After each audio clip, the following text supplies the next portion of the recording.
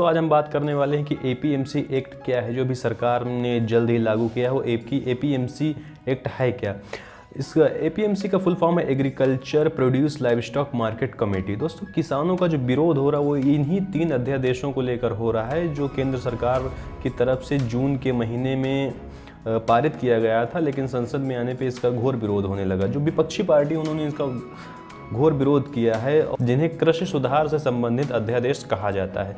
तो आइए जानते हैं क्या है इन 3 अध्यादेशों में। तो जो पहला हमारा अध्यादेश है उसका नाम है farming produce trade and commerce promotion and facilitation ordinance 2020, and जो सेकेंड है वो है एसेंशियल कमोडिटीज अमेंडमेंट 2020, एंड जो थर्ड वाला है the farmers agreement on price assurance and farm services ordinance 2020। दोस्तों, इन तीनों अध्यादेशों को लेकर किसान जो है वो विरोध कर रहे हैं, लेकिन जो केंद्र सरकार दावे कर रही, चलिए उन दावों को जानते हैं कि केंद्र सरकार क्या दावे कर रही है।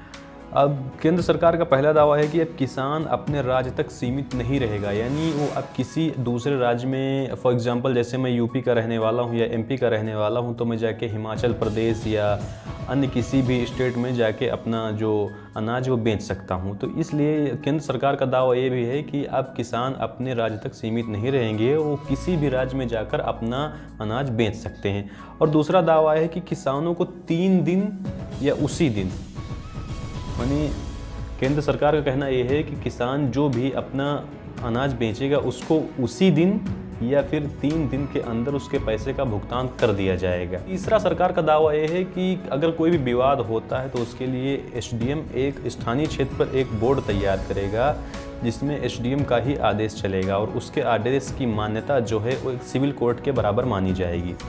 तो दोस्तों, आज हम जानते हैं कि फर्स्ट वाला जो हमारा है एसेंशियल कमोडिटीज अमेंडमेंट, तो उसको हिंदी में बोलेंगे आवश्यक वस्तु अधिनियम। आइए जानते हैं कि इसमें क्या क्या है। दोस्तों, अब हम पहले पे आते हैं एसेंशियल कमोडिटीज अमेंडमेंट आवश्यक वस्तु अधिनियम पे। दोस्तों, आप देखते होंगे कि पहले जो था, तो अगर एक साहूकार उसके पास ज़्यादा पैसा है तो उसने बहुत सारे अनाज का भंडारण अपने पास या अपने गोदाम में कहीं पे कर लेता था। उसके बाद जब महंगाई बढ़ती थी, वो उसी अनाज को जो भंडारण किया था उसने डबल रेट पे वो बेच देता था।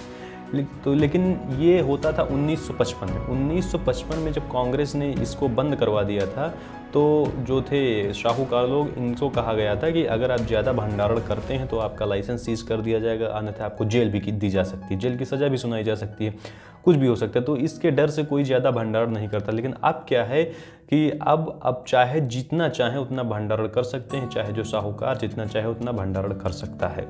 लेकिन सरकार ने साथ में ये भी कहा है कि आप 2 परिस्थितियों में किसी भी चीज़ का भंडारण नहीं कर सकते हैं, किसी आपदा के समय और युद्ध के समय। मान लीजिए अगर भारत और चाइना से युद्ध होने लगा तो उस टाइम पे आप भंडारण नहीं कर सकते हैं।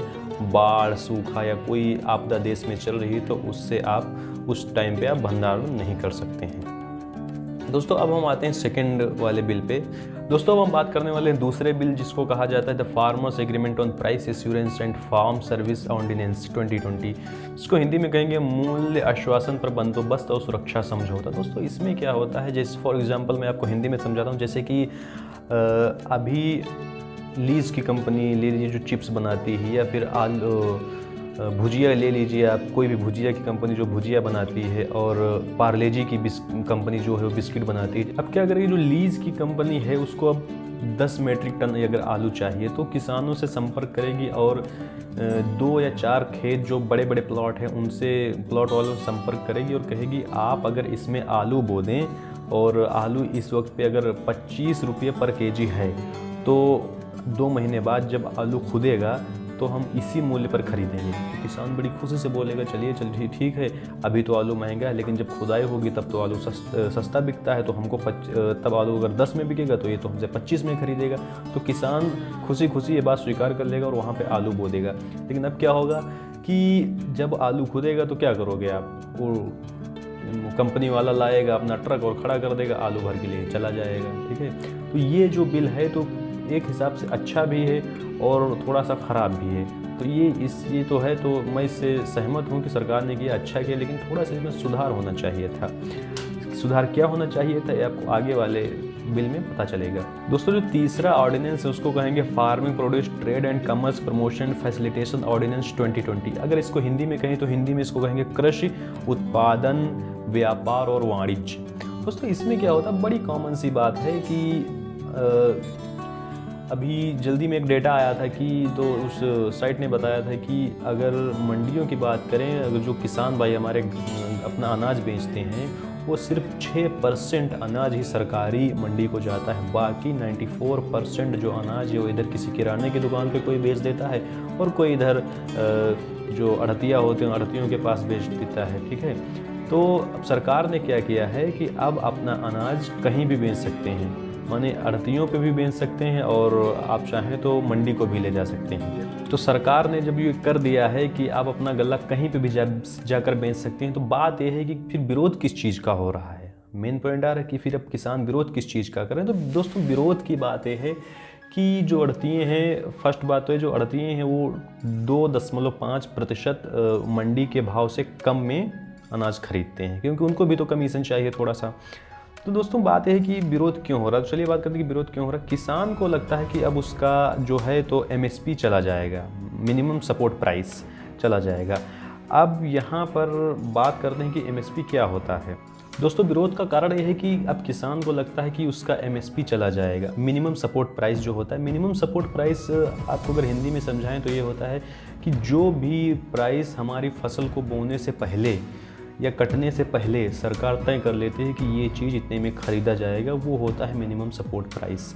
तो सरकार जैसे मान लीजिए हमने गेहूं बोया, अब सरकार ने तय किया कि हमको 25 रुपये पर केजी का गेहूं खरीदना है, ये हो गया हमारा मिनिमम सपोर्ट प्राइस। अब सरकार किसानों को लगता है कि अब ये हमारा जो MSP है चला जाएगा, सरकार MSP दे नहीं रही, इसलिए बीच में प्राइवेट कंपनियों को कॉन्ट्रैक्ट बिफोर फार्मिंग के जरिए घुसा रही है। दोस्तों बात यह है कि अब आप लोग कहेंगे कि मान लीजिए कि जो प्राइवेट कंपनीज वो भी मतलब कटने से पहले ख़रीद रही हैं और जो सरकारी है वो भी कटने से पहले ही प्राइस दे रही है, इसमें फ़र्क क्या है। दोस्तों फ़र्क ये है कि जैसे मान लीजिए अगर किसी प्राइवेट कंपनी ने मुझसे मेरे खेत के आलू ले लिए, मतलब खुदने से पहले उसने कहा कि 2 लाख के आलू हैं, तो मैंने कॉन्ट्रैक्ट साइन कर दिया, अब मैं वो आलू सिर्फ उसी को ही दूंगा। अब बाद में वो आलू चाहे 50 में बिके या 60 में बिके, तो एक हिसाब से किसान का यहाँ पे घाटा भी हो रहा है, लेकिन अगर दूसरा एंगल देखा जाए तो किसान का नफ़ा भी हो रहा है। तो बात यह है कि जो सरकार है, ठीक है, अगर वो MSP देगी, जैसे मान लीजिए किसी प्राइवेट कंपनी ने मुझसे 10 रुपये में आलू ख़रीदे थे पहले 2 महीने पहले, अब उस आलू का प्राइस जो है तो 50 रुपये में हो गया है, तो हमको जो है तो वो अब आप उसको जितने में पहले हमने बेचा, जितने का कॉन्ट्रैक्ट साइन किया था उतने में ही देना पड़ेगा, वहाँ पे किसान का घाटा हो रहा है। लेकिन जो सरकार हमको MSP देती है, जैसे मान लीजिए आज हमारा आलू 10 रुपये पर केजी सरकार ने बोने से पहले ही अपना जो MSP दे दिया, ठीक है, कि इतने में मैं खरीदूँगी। लेकिन अब अगर आलू का रेट सरकार ने 10 रुपये में दिया है और अगर 2 महीने के बाद खुदने के टाइम पे आलू का रेट 50 रुपये में चला जाता है, तो अब मैं आलू सरकार को दूं या ना दूं ये मेरे ऊपर डिपेंड करता है। तो मैं कहीं भी जाकर दूसरी जगह अड़तिया से, मान लीजिए अगर मंडी में चल रहा है 5 रुपये में और कोई अड़तिया ख़रीद रहा है 10 रुपये में, तो मैं अड़तिया के पास जाके बेच देता हूँ। ये किसान का फ़ायदा है। तो किसान विरोध इसीलिए कर रहा है कि सरकार बीच में इन प्राइवेट कंपनीज़ को घुसा रही, जिससे कि इनको MSP ना देना पड़े। सरकार का जो कहना है कि मैं MSP नहीं हटाऊंगा, लेकिन किसान कह रहे हैं धीरे धीरे MSP हटा देगा। तो आगे देखते हैं कि क्या होता है। हम हैं और आप हैं और सरकार भी है, देखते हैं कि आगे क्या होता है। सरकार MSP हटाती है, किसानों का विरोध जारी रहता है, क्या होता है। आगे मिलते हैं आपसे दूसरी जानकारी में।